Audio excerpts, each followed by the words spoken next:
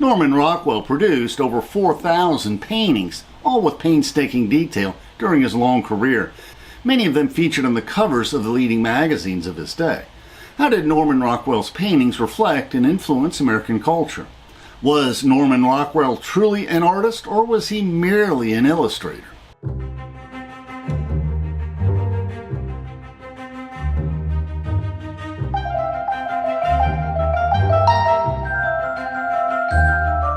Please, we welcome interesting questions in the comments. Let us learn and reflect together.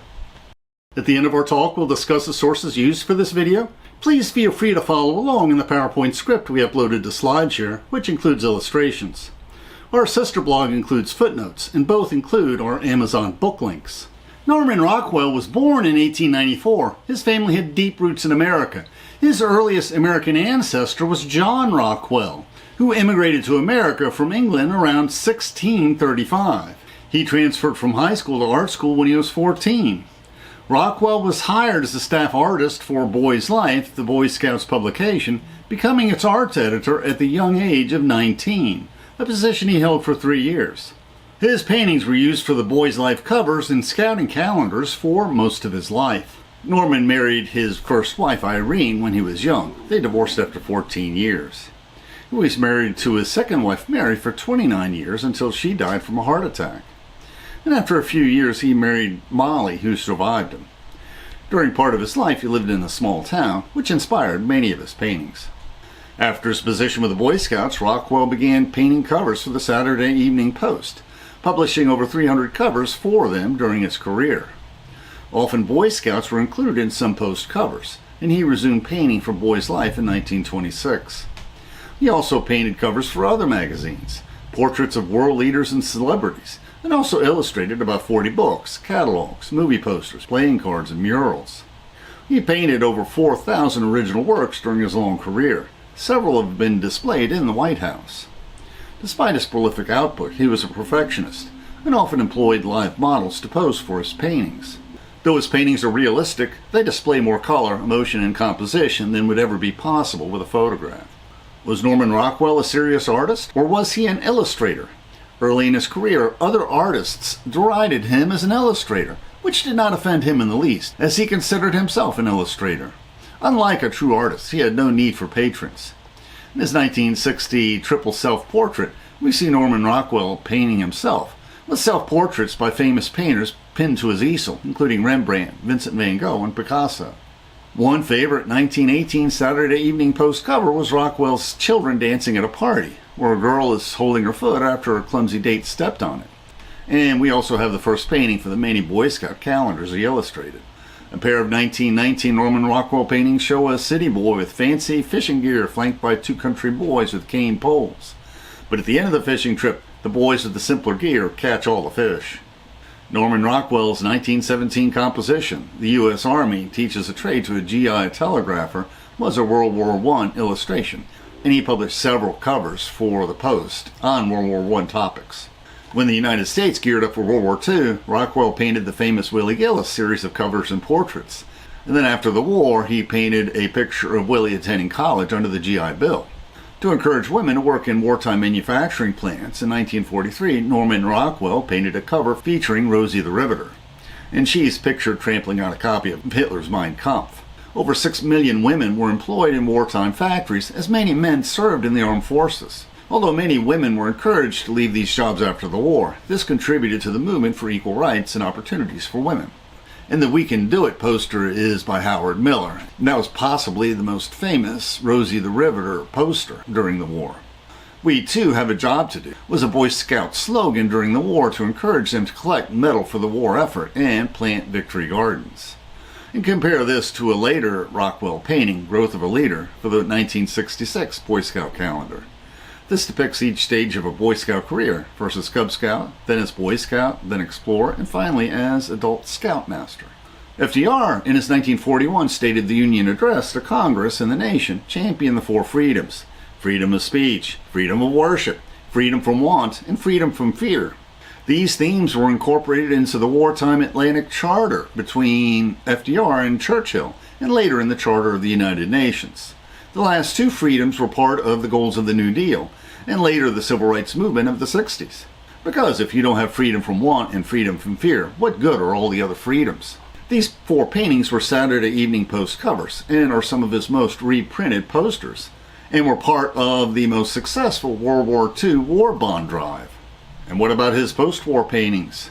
2 beloved paintings were Saving Grace, where a woman and a small boy prayed before their meal in a busy restaurant, which sold for a record $46 million in 2013, and Walking to Church. And the little girl observing lovers on a train, on a very crowded train, was painted near the end of the war, and we can see the boy's Air Force jacket hanging above the couple. In one of his most poignant and beloved paintings, Breaking Home Ties, a boy is leaving home for the first time to catch the train to college, since he has a State U banner on his trunk. Although both father and son are looking away, their legs are touching, showing their closeness, as his faithful dog has a mournful look. Baseball was another favorite topic for Norman Rockwell. In this painting of a rookie showing up for spring training, Rockwell included portraits of Ted Williams and 4 other Boston Red Sox team members. And this painting sold for over $22 million in 2014. In his 1948 painting, A Tough Call, the umpires are pondering whether to call the game, feeling the raindrops in the 6th inning as the Pittsburgh Pirates lead the Brooklyn Dodgers by a score of 1-0. Dr. Wikipedia states that Rockwell's painting of the marriage license contrasts the drab existence of ordinary life with the excitement of young love. The old clerk, the cats at his feet, his spittoon, all illuminated by the setting sun, show the ordinariness of that day. In his painting, The Working on the Statue of Liberty, in 1946, Norman Rockwell depicts the annual cleaning of the amber-colored glass of the torch. Rockwell included an African-American worker in a red shirt, which broke the Saturday Evening Post policy of only showing blacks in subservient roles. The painting's owner, Steven Spielberg, donated it to the permanent collection of the White House, though it was later removed by President Trump. After he left the Saturday Evening Post, Norman Rockwell composed several paintings on civil rights for Look magazine. In Norman Rockwell's 1967 painting, New Kids in the Neighborhood, we surmise the kids will soon be playing, as both a black boy and a white boy are holding baseball gloves, but we are not sure what the adult peering at them from the window will say. During the school desegregation controversy, U.S. Marshals escorted the young black Ruby Bridges to elementary school in New Orleans, Louisiana in 1960, 4 years after the Supreme Court Brown decision ordering the desegregation of schools. Norman Rockwell painted the scene from the perspective of the white protesters. We see the tomatoes they threw and the words nigger and KKK on the wall she is walking past. This painting was later displayed in the White House during Barack Obama's presidency. And we can deduce Norman Rockwell's technique when we see these pictures of the models used for the painting. Norman Rockwell's 1965 painting, Murder in Mississippi, depicted the murder of 3 young activists who were registering black voters in the Deep South. 3 young activists, 2 white, 1 black, traveled to the town of Longwood to talk to a congregation about setting up a freedom school to assist with voter registration. When they did not call in at the agreed time that afternoon, they were reported missing. Their smoldering car was found and reported to the FBI. Local law enforcement said they knew nothing. This became a national story. LBJ ordered 400 Navy divers to search the canals in Mississippi for their bodies. And the LBJ was likely not surprised when the divers were unable to find the bodies of the 3 missing boys. But they did find the bodies of the 6 other Mississippi blacks who were likely victims of other lynchings. Perhaps some locals were worried that other bodies of lynched blacks would be discovered, so they gave the FBI a helpful tip. The lynch mob who murdered the youngsters included the local sheriff and other members of the local KKK chapter. Only the black kid was beaten, but all 3 were shot and buried in an earthen dam by a backhoe. Autopsies indicated that one of the kids had dirt in his lungs, which meant that he had been buried alive. Rockwell first painted an oil sketch with the murderous sheriff pointing their guns at the young activists, whereas a color oil painting shows only the victims with the shadows of their murderers. When he submitted both the sketch and the finished painting to Look magazine, the Look editors decided to publish the black and white preliminary sketch. It had more emotion. These events in civil rights history have been discussed in other reflections, in particular the Yale Lecture Notes on Civil Rights, our series of videos on Martin Luther King, the legal struggle by the NAACP attorney and future Supreme Court Justice Thurgood Marshall, and 2 videos by Doris Kearns Goodwin on the presidency of Lyndon Johnson. Now we'll discuss the sources we use for this video. My primary source is the Wikipedia articles on both Norman Rockwell and his paintings. And you can also view and purchase many of his paintings from the Norman Rockwell Museum website. The museum is located between Albany, New York and Springfield, Massachusetts. And the Rockwell Museum also has a YouTube channel with lectures on many of Norman Rockwell's paintings. And the YouTube channel also has some excellent videos on the history of his life and his painting career. Google Arts and Culture's website has some interesting presentations from the museum. And in this reflection, we have shown only a small portion of the paintings depicted in the website. And the books I have behind me are sources for many of the videos I have cut on civil rights.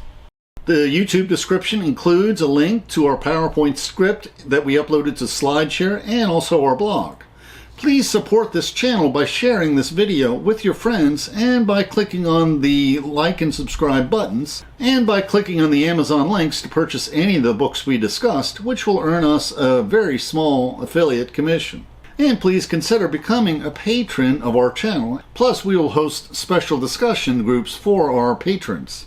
Plus, you can click on the Meetup or small M icon to participate in our online discussions, where we practice our future YouTube scripts. And please click on the links for other videos that will broaden your knowledge and improve your soul.